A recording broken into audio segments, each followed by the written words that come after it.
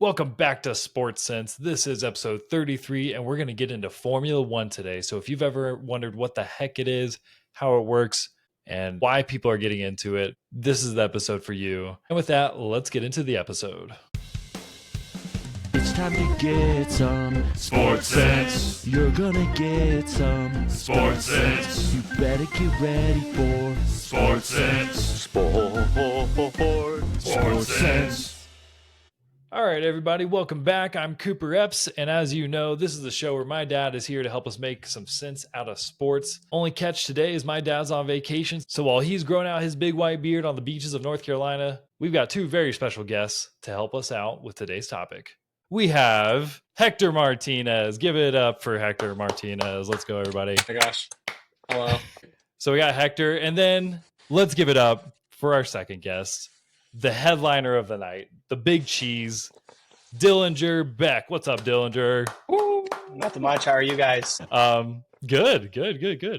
Hector, you're probably tired and sleepy over there, though, huh? Over in New York City. I'm a little tired, but it's all good. I'm excited to be on the podcast, and honestly, I'm more excited to learn from Dillinger. Feel like I've only observed him in his natural F1 habitat, but it's the first time we're actually going to talk about it. Yeah, for sure. Well, I'm glad you mentioned that. That is why I have these two guys here tonight, is because we are getting into F1, aka Formula One. I was interested in asking you guys for your help tonight, is because I saw this movie was coming out in a few weeks. It's made by like one of the hottest directors right now, Joseph Kosinski, which if you guys don't know, he also directed Top Gun Maverick, Tron Legacy, and I can't remember what else, but some other cool movies. But he's pretty cool. So before we get to that, remember that if you want to jump to certain topics, check out the show notes below and you can tap on the time codes to jump straight to that topic. And we're on Instagram, TikTok, and YouTube. So give us a follow there. Hector, give us a little introduction to yourself. Yeah, for sure. So I am Hector. I work in advertising. Cooper and I met back in our college days, so our friendship spans quite a few years. And Back both in the ended up hot graduating back in the hot tub and graduating from advertising. So now that's what I do. In New York. I was roommates with Dillinger in Vineyard, Utah, where we kind of just like got randomed up by our other roommate Ethan, who like united us. But yeah, like I don't really know much about Formula One. I know the basics. I know pretty much what pop culture tells me, and so it's pretty much all about that I know. I haven't even heard anything in pop culture. I've like started to see things on people's Instagram stories, which is why I'm curious. It is blowing up, Cooper. Okay, that's what we need to get into. Yeah, that's what I'm hearing. That's the word on the street. But Dillinger, welcome to the show. Tell us a little bit about yourself. Yeah, so my name's Dillinger Beck. I got pretty into Formula One probably 2.5-3 years ago. It's kind of a growing thing in the United States, so I think that's one of like the main things we could probably chat about is the growth that it's having. But also, I kind of have like a small YouTube channel, the .delta.f1, if anybody wants to check it out. Let's go. I've gone to like Japan to a race, and I just make videos about that. I eventually want to go to like all the races, create videos about all of them, so that when like prospective fans want to go, they kind of have an idea of what to expect. But yeah, that's me. So cool. And like you call it a small YouTube channel. Most people have like 2 subscribers to their YouTube channels. And it's like they're lucky if their mom will even subscribe. I've had my YouTube channel I'm not that I've actively uploaded, but like I've had it for like decades and I've got 30 subscribers. You're in the hundreds. So, I mean, you've got a following, you got something going. So I'm stoked to hear more about your expertise and all your hot takes. And let's start to get into this. So Formula One, all I know about it is what the cars look like. It's got the big old wheels, the skinny little like drag racer body, but with like the big wheels coming off the side. That's how I imagine it or think of it. Anyways, so that's literally my knowledge of Formula One. So I don't know, build on that for me. And yeah, for sure. I mean, from like a car perspective, like Formula One is like the pinnacle not just like speed, but just like technology. So a lot of cars, when it comes down to like speed and all those things, like you put a bigger motor in it and it just goes faster. Where in like Formula One nowadays, there's a lot of parameters set around like power of the engine, things like that. So a lot of it comes down to like innovation of like building a different car, making it more aerodynamic. And so that's like the cool thing about it is it tests like the limits of the human brain when it comes to like actually being able to make every car, because they have pretty strict parameters for the whole series. And then just little tweaks can change so much how the car is affected by, you know, the wind and the corners and things like that. And so that's why F1's really cool in the fact of it's different than like NASCAR, where NASCAR is just like everybody has like the same car and it's just pure skill. This brings more of like the team and development into it. Yeah. Are you a big NASCAR fan too? I used to be when I was younger. I watched a lot of NASCAR, but it can get pretty boring just watching them go in circles. But F1 also has some like things like that where some races are less eventful than others. So there's definitely that. Why not like let's get into this. Like why in any racing sport, I guess, like why okay, we'll stick to Formula 1. Why have them all on the same track at the same time? Like, why not just do time trials? And the only reason I know that term is because of Mario Kart. Yeah. But like, Sweet. But yeah, why not just like, because there's the risk of like hitting each other, which is super dangerous, right? Yeah. I don't know. Sure. Like, what? Plus, it's like, you know, it's, I don't know what I'm trying to say, but why is it the way that it is?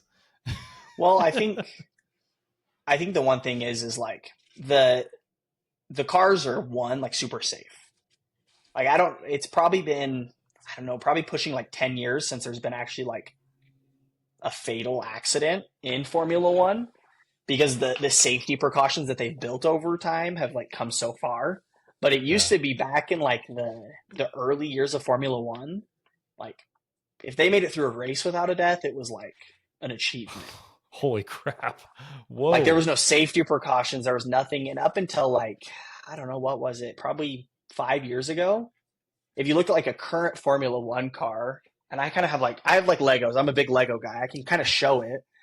So like this part right here is called the halo. And that's to like protect the driver's head and neck from like things flying through the air if they flip over. But for a long time, it was open. So like, wait, so they just had their head poking out of this. It was like a convertible. Yeah, pretty much. But behind them, they just had like an air inlet that was super strong. So if they flipped over, their head wouldn't touch the ground, but like objects flying toward them, there was nothing to stop that. Oh my god. And so it's like those YouTube pranks where they throw a slushy, you throw a slushy at a car on the highway, but people were getting in trouble a few years ago for like smashing people's windshields. You remember what I'm talking about? Exactly. Yeah. Yeah. It gets crazy. And so like things like that happened. Like one of the real big turning points was probably like 10 years ago. Someone's like spring on their car broke, and the spring just came through the air, hit a guy in the head, and it knocked him out.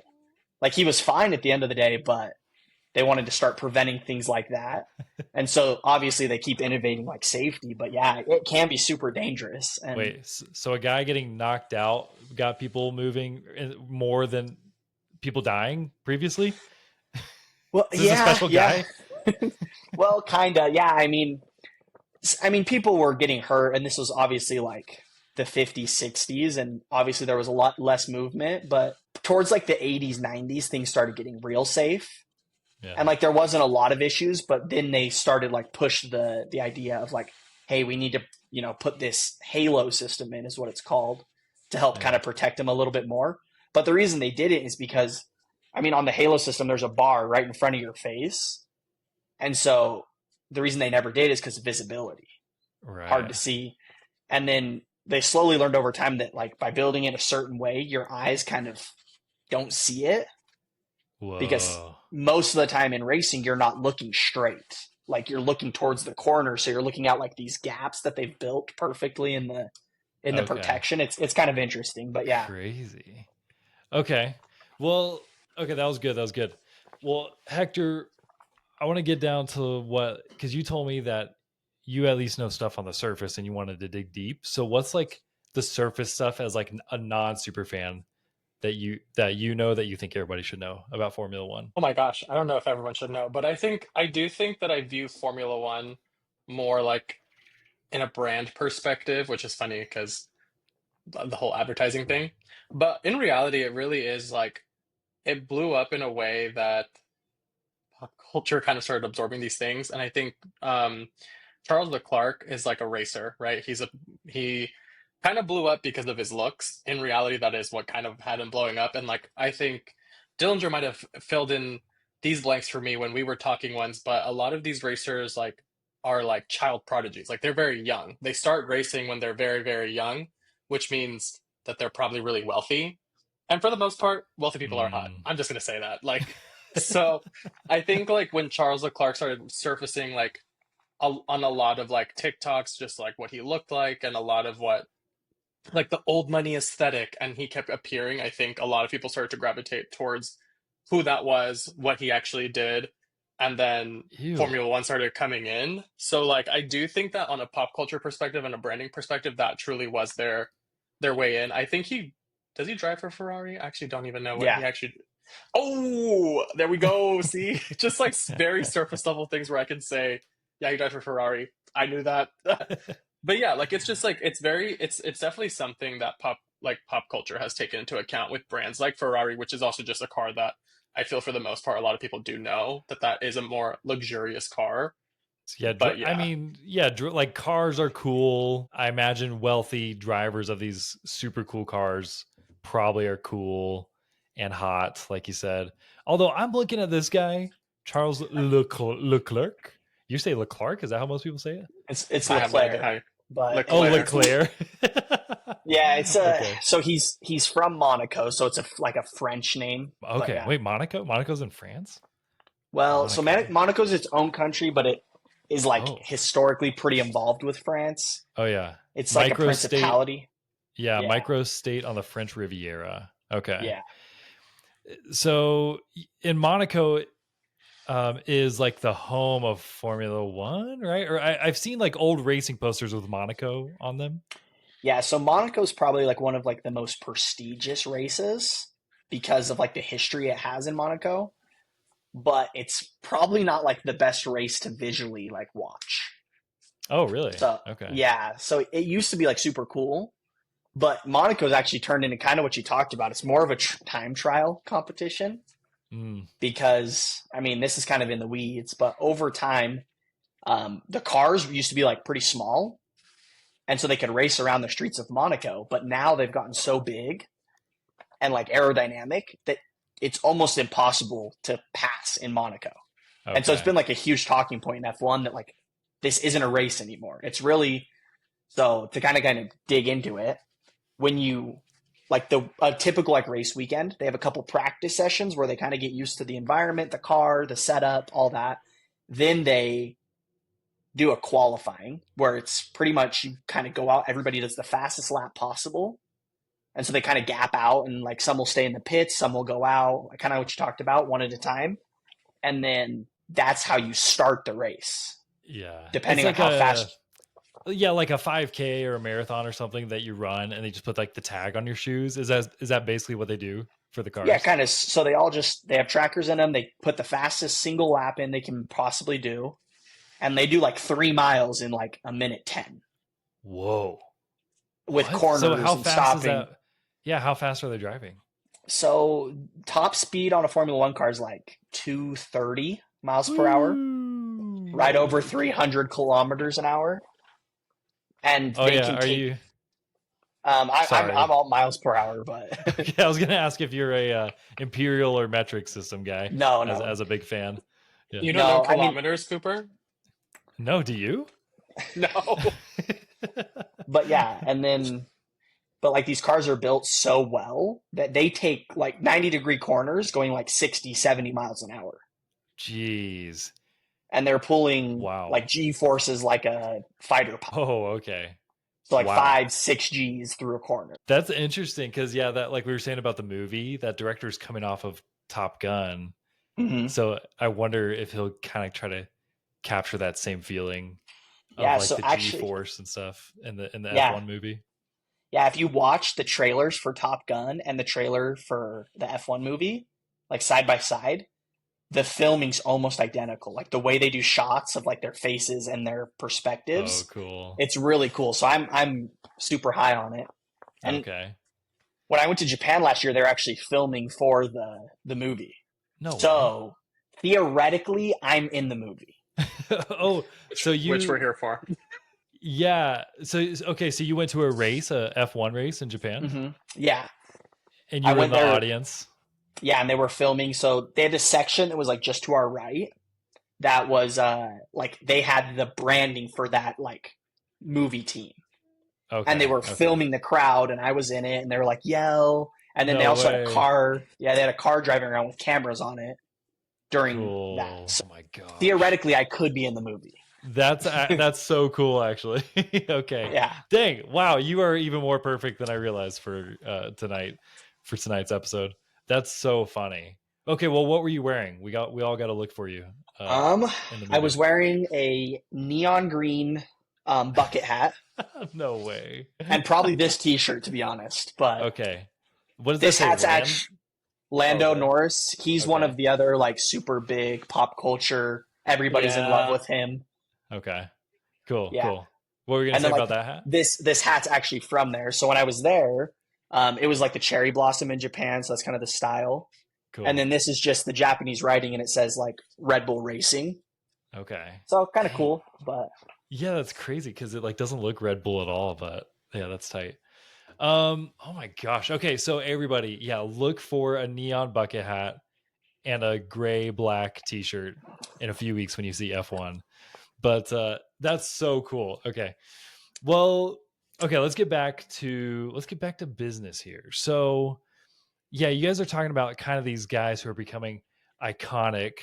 Is it, first of all, is it all guys who are racers, or do girls race too? so yeah, there's a growing like group of female racers, but Formula One racers right now they're all men. Like back in like I think it was like the '60s, there were some women that raced in Formula One, which is super impressive. But Yeah. now they have what's called the F1 Academy, Yeah. and so each team has their own female racer that's in that seat, and they race on like race weekends for F1. They'll race the F1 Academy girls at the same track, same time. And so yeah, they're definitely a growing interest in women in motorsports right now. Okay. Well, even going into like the pop culture of it all, Cooper, Netflix is actually releasing or already released a show called F1 The Academy, which is just the Mhm. women F1 racers. So Okay. like that literally just got announced, I think during their To Doom thing. Oh yeah. But it's like, yeah, it's a new show that just came out this year, Sweet. on like women racers. So it's a thing. It's a thing. You got to get on it, Koopa. So, because it seems like I'm trying. That's what this is all about. Okay, so so it's not like women only race women or men race men, right? I mean, it seems like it's like they're all cars. Like it seems like you could have a co-ed sport pretty well with this. Yeah, But am I definitely. wrong? Definitely a possibility. At the moment, it's mostly, especially in like the higher ranks. So there's like F1, F2, F3, F4, and you kind of Oh, move up through the ranks. Like F4, F3, there's typically girls and boys. When it gets to F2 and F1, though, it becomes very difficult for women to continue to have like the success that they see at lower ranks because, yeah. like we talked about, like the G forces and things like that. It's just so harder on like on a female's body frame.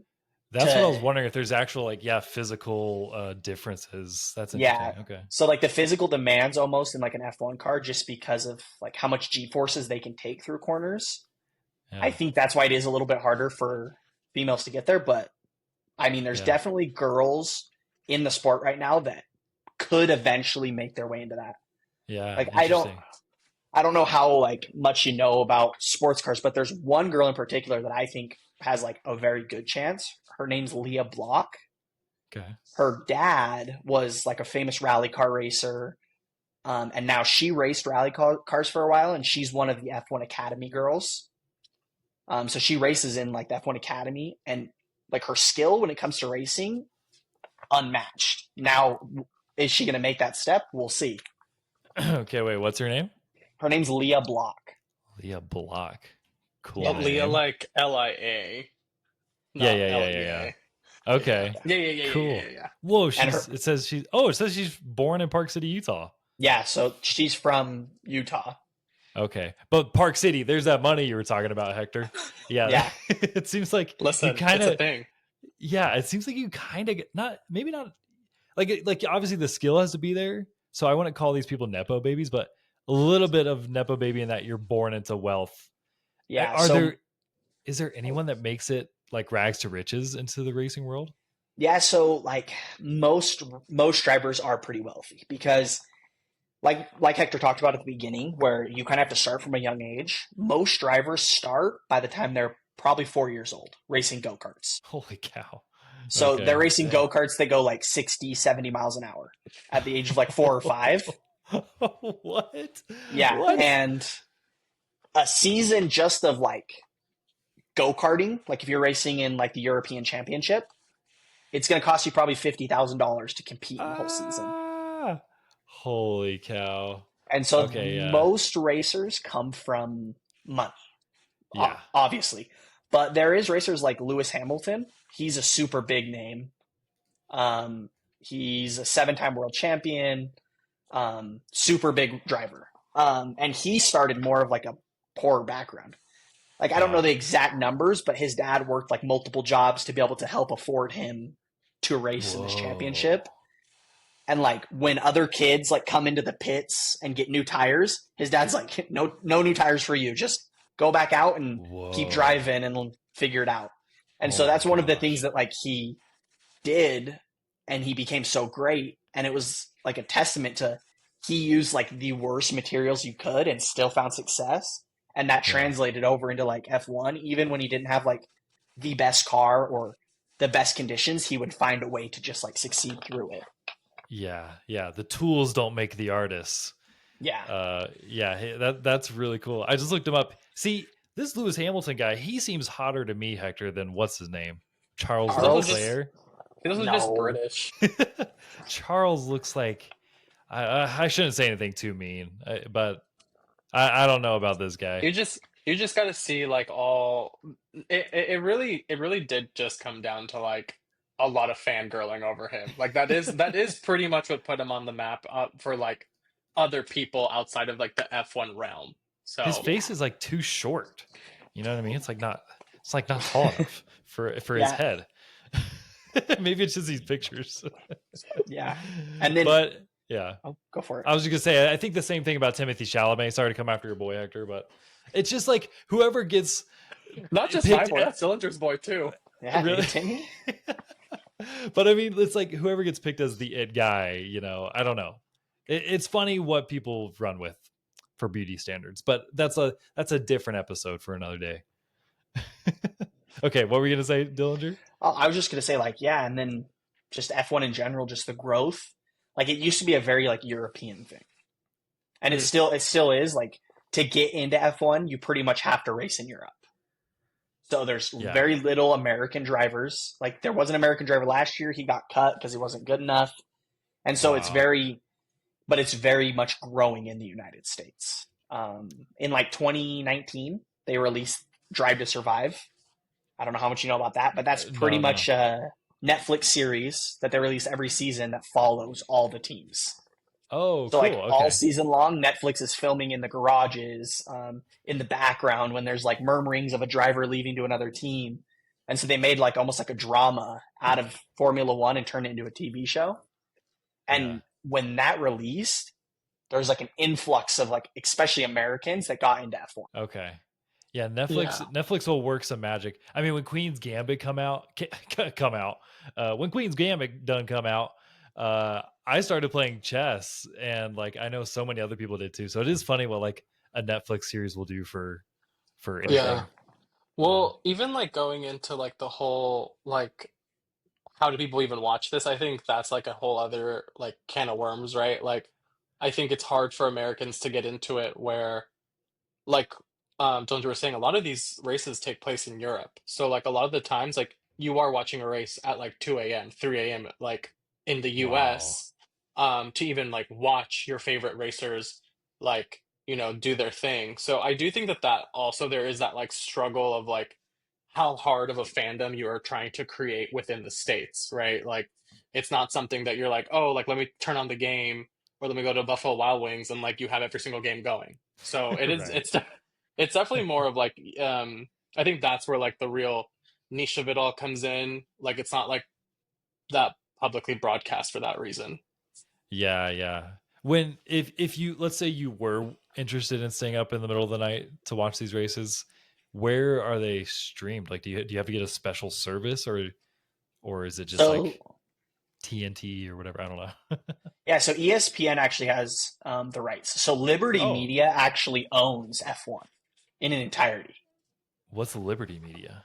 Liberty Media is like, I think it's like NBC. I'm not 100% sure, but it's like I think it's like Disney too. I think Liberty Oh, Media owns Disney. what? Someone What? owns Disney. That's crazy. No way. Okay, well that's a different thing, but okay, that's But crazy. I'm All not right. I'm not exactly sure what they own, but they own a lot. And ESPN is part of like that group. That's why I'm pretty sure Disney is, because ESPN and Disney have a Yeah. connection. But Yeah, yeah, so yeah. most of the races are broadcasted on ESPN, so you can watch them every Sunday when they're on. But yeah, Wow. like Okay. Hector said, in North America and South America, there's like 1, 2, 3.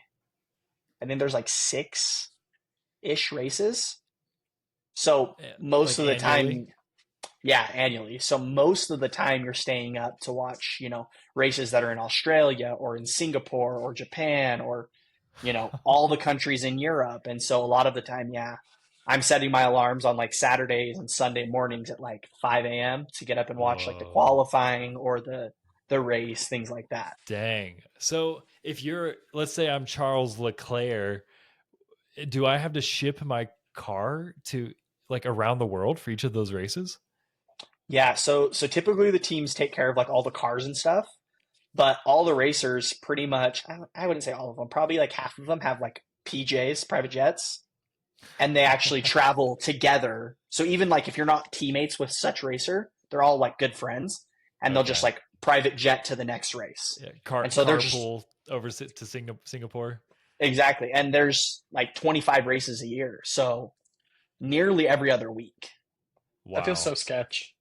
I don't know why. Yeah, so they're just Like, they're yeah, just pile into moving my around. jet. Let me fly you over really quick.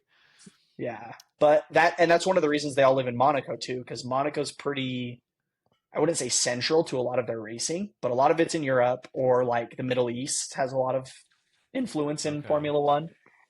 And then it's also tax free. So they don't get taxed on any of their earnings because they live in Monaco. Yo, wow. The And rich that's So how I you dudes get just think, know, around it. yeah, rich people just know all the tricks. yeah, Well, that's why they're so rich. yeah, exactly. And so that's why I think over half of the current racers live in Monaco full time and they Okay. don't pay taxes. But also, I mean, for a studio apartment there, it's like $1 million. So it's not Oh, cheap, okay. but they kind of make up for that by not having to pay taxes. Right, right. Wow. Well, but if I were to saving millions of dollars by not paying taxes, that's just, I got other problems, I guess. Exactly. I got plenty of money elsewhere. That's crazy. Well, okay, we're around that 30-minute mark, so I kind of want to start to wrap this up a little bit. Thanks for speaking of races. I feel like you guys have been ducking and weaving with me through every little thing I've been curious about. So thank you. Um, but I guess the big thing for me is, yeah, like let's revisit just like it's obviously increasing in popularity. What do I need to know? Yeah, what do I need to know as I start seeing more of it? Like, is it more important to follow certain people, or is it more important to follow certain events maybe? And if so, what's coming up? Yeah, so I'd say for me, I mean, increased growth. One of the cool things, and it's kind of a downfall of F1, is it is like a rich people's paradise. So a lot of the races I would say aren't the funnest thing to go to.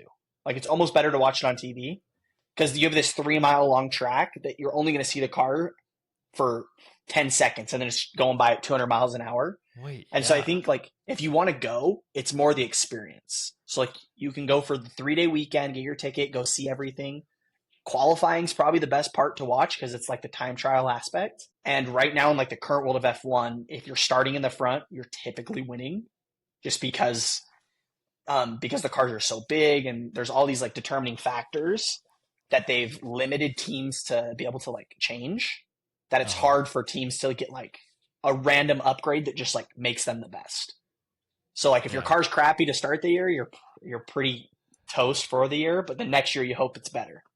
And so, yeah, but then there's also like the growing market, like Cadillac just got in. So next year there's going to be a new team, another team. So there's going to be an extra 2 cars racing at every race. And that's like an American team. So I think the American growth will also go up. Okay. But then also like racing in younger levels, I think in probably 15 years, we're going to see it explode even more because as the young kids, like if I could go back and I had the opportunity, I would die to get into the position of like even being able to like sniff F1 because I love cars. I love racing myself. I have a simulator back here. Like I drive. Cool. Oh, he does. He does. I was wondering if you race to any degree yourself. No, I haven't, but it's a goal of mine one day to sponsor. So I want to start a business eventually that I can help sponsor kids by having connections with big companies to get them into like the entry steps of being able to compete. Because like we talked about where everybody's just so rich, it's hard for people that don't have that money to get their first opportunity. Because if you race in karting and you do well your first year, like as like a 5-year-old, your next year could be sponsored by a karting company that's wanting to help you get to the next level. Yeah. And so I think that's one of the businesses I want to like pursue in the future is helping young Americans or like North Americans get into racing and be able to like pursue a dream of maybe getting into F1. You're open to Canadian kids too, huh? Oh yeah, of course. Yeah. All I'm saying is Mexico is in North America, so no, there's that. That's Central America, bro. No, go to school. On the map. Wait, no, is it? That's North America. No. North America is Canada, US, change? and Mexico. No, the maps have always been the same. Okay, I'm Googling it right now. What countries I guess are considered technically North America is all the way to Panama. I mean, I'm going off of like my 3rd grade education, geography education, because I haven't studied it since then. Which will show you that it is Mexico, Canada, and the US. But whatever. But yeah, that's when I Google it, you guys are right. Yeah. Canada actually has the #1 pay-to-win driver, though. So Canada has a driver. Oh. This is actually a really interesting thing I'd love to throw in. His name's Lance Stroll. His dad is like one of the richest people. And his dad actually went and bought a team. And now that driver isn't very good and has an eternal seat because his dad owns the team. Oh, I love it. So he's an honest, like, Nepo baby. 100%. He's terrible. He drives drives for one of like the top 5 teams. He's probably ranked 15 out of 20. Doesn't really produce much for the team, but hey, dad has money. Hey.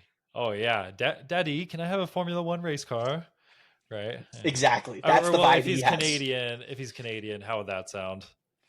Normal. Unless they're like French. I don't know. I don't want to dig into that. Sorry, Daddy. Can I please have a Formula 1 car? I cannot. What do the Canadians sound like? I don't know all of a sudden. Okay, anyways. Yeah. Like, go play hockey. Like, that's what all the other rich Canadians do. Go play hockey. Yeah. But he just wants a sport. I guess if your dad can afford it, great. Yeah. All right, we're getting a little unhinged here, huh? Well, okay, this is what I always have to ask this when learning about any sport. Who is the most controversial figure in Formula 1 right now? Oh, that's tough. So I would say person in general is probably the FIA president. His name's Mohammed Ben Sulayem. I don't know if I pronounced that right, but he's in charge of a lot of the decision making of like where they pursue in the future. And he's more backed by the money. and not like the actual like racing. And so I think he's probably one of the most controversial people because a lot of people want him out because even the racers want to go a different route and like go back to smaller cars so races are more competitive, things like that. Oh, But he kind of is leading it down like this other route. And so a lot of people don't like him. But then I would say if we were talking like racers, I think the most controversial racer right now is probably named Max Verstappen. He's I feel like I've heard his Dutch. name.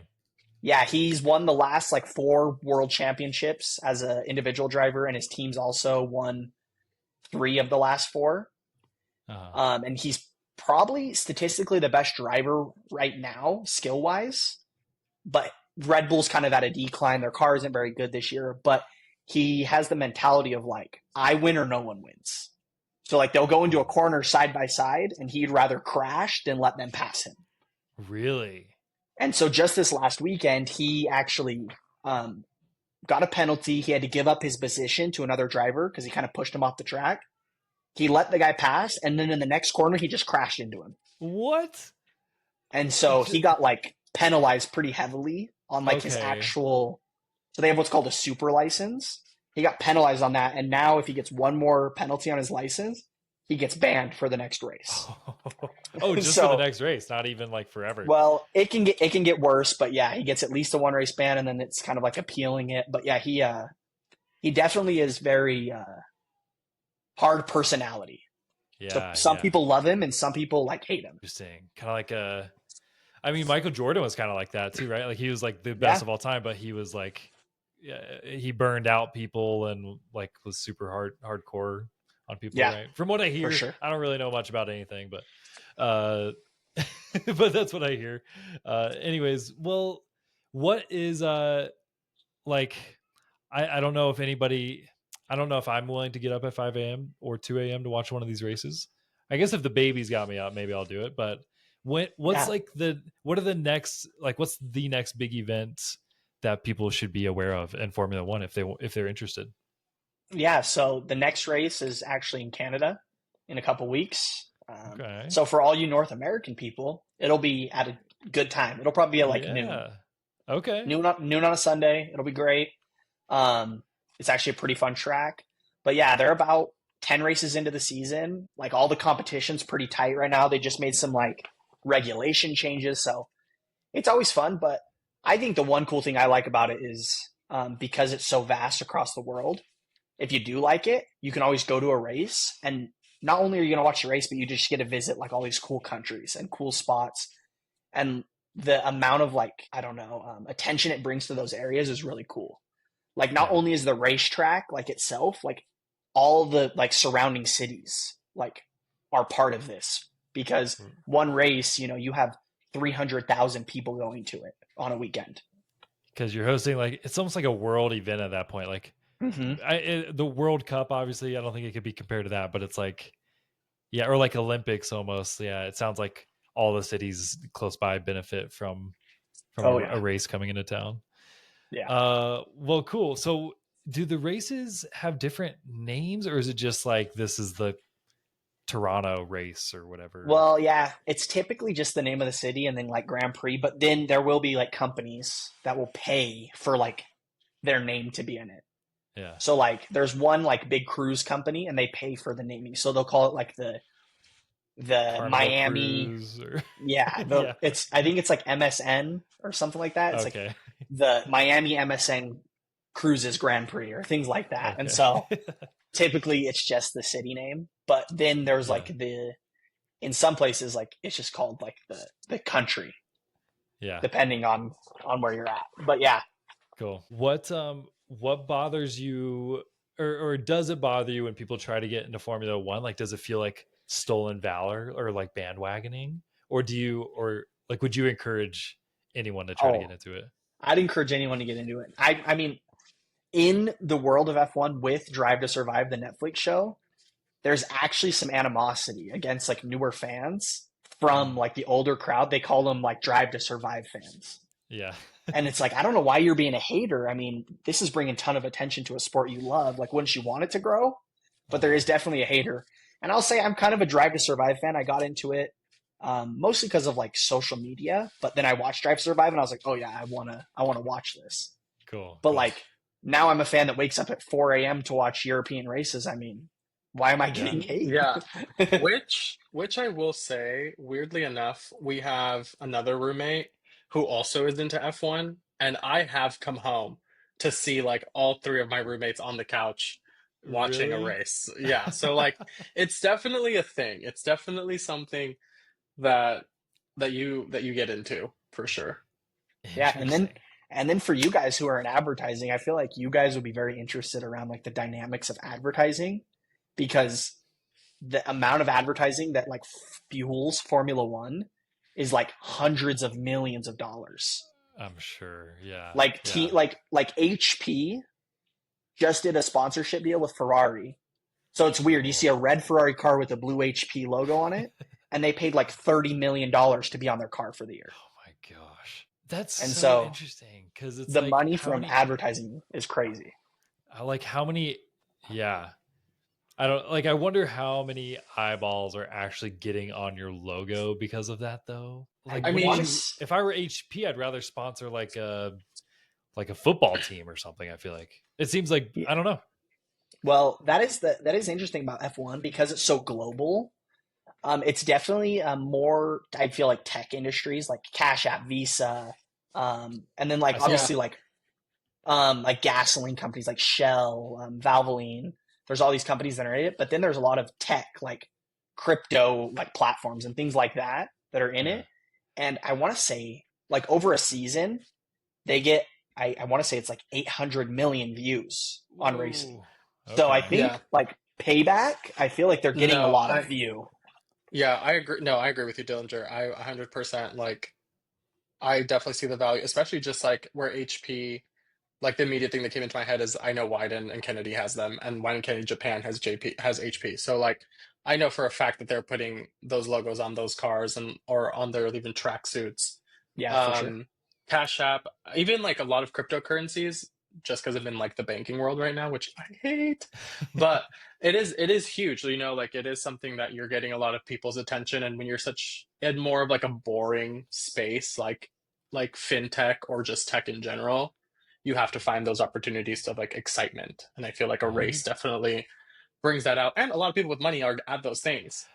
Yeah. That's what I was just about to say. I guess if you're a tech company and you're trying to attract bigger investors, yeah, like that's where you're gonna get in front of rich eyeballs, basically, which is maybe all Yeah. that matters. So Just gonna say the money is crazy. Like when I went to Japan, it's not just Japanese people there. Like there is rich people from all over the globe that have like their favorite racer. Like last year there was a Red Bull driver who was from Mexico City or from Mexico. I don't know if he's from Mexico City. But when I was in Japan, the main grandstands, which are like the most expensive tickets, was majority Japanese and Mexican fan base. whoa. So like it brings the money from every country all around the world. Yeah, with it. they travel. Yeah, the fans travel well because they have the money to do it. Like, oh, Mhm. races in Japan. I might as well hit the race while we. Yeah, like our roommate Grayson is literally in Monaco for a race right now. Like he went, Really? he did a Europe trip, and like Dillinger was saying, because these races are so like kind of short, it wasn't the trip wasn't based around the race. The race is just an addition to like the European trip. Yeah, Mhm. yeah.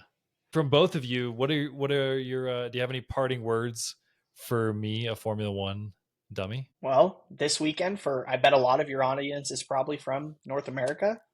Here in 2 weeks, there's going to be a race, so tune in, see how you like it. I mean, there's nothing but it's an hour and about an hour and a half for the race, so you can watch that and see how you like it. But it's always an interesting race. It gets wet weather, so the cars are going 200 miles an hour in the rain, and it's always fun to watch. Shoot. So do the cameras, by the way, like just follow whoever's leading the pack or whatever? Or like Typically, they jump around. They typically jump around. Like if there's like a pass that's about to happen, because you can kind of anticipate that based off like where they're at in the track. They'll definitely pan over to guys in the middle of the field, back of the pack that are passing each other. Okay. But yeah, Wherever it gets pretty the fun. action is. Yeah. Mm-hmm, for sure. Okay. Hector, are you gonna stand by who you think is the hottest racer? Yeah, you know what? I'm gonna stand by it. And yeah, I mean, I feel like my parting words for you is, use your advertising brain, man. I feel like that's half the reason I even know sports and half the reason like I even get involved like in sports is like truly finding those moments where brands bring these things to life. Like I've learned like now how big of an impact sports are on like communities and like how much it builds that fan base and how brands can play into that. That's the only reason I know anything about like small things like the NFL, like the NBA, like it's just because of like brand partnerships and me having to think what will attract people to this and how do people think. So, yeah, I mean, that's my thing is like I just need to know a little bit about everything at this point. Yeah, yeah, yeah. No, I mean, I've always thought cars were cool, and obviously with these cars being like the most super cars you can find, like it attracts me on a primal level, but the barrier of entry has just seemed too big, and I've also never had a friend that's into it to like explain anything or welcome me into the fold. So Dillinger, I'm considering this your official invitation. And Yeah. I think it's funny because my dad will try to persuade me every week to watch whatever football or baseball game or whatever's going on, and I never do. But I think I'm going to try to tune into this next race and see how it goes in a couple Yeah, weeks. So I would. I mean, it's fun. And then like Saturday, they'll do like the time trial thing where they qualify. So you can always watch that. That's always fun just because you get to see like these drivers push the absolute limits. Like, they're going 200 miles an hour and they're missing the wall by, 3 inches so that they can just take the shortest path of resistance and things like that. So yeah, crazy. I would recommend anybody that likes anything like sports related and also just like you said, the primal instinct of just like going fast and like the inherent danger of that, I think just makes it cool, Yeah, 100%. Well, I honestly still have a lot of questions, but we got to call it a day for tonight. And I think we should come back to this another day. But for now, everybody enjoy the new F1 movie. Hopefully, we get to see Brad Pitt's flabby old cheeks sucked to the back of his skull with that G-force of that car in the movie. We can only hope. And anyways, with that, Hector, Dillinger, thank you so much for joining us tonight. We will talk to you soon. Sweet. All right. All right. Of course. See ya, Thank you for guys. having us. All right, bye. SportSense.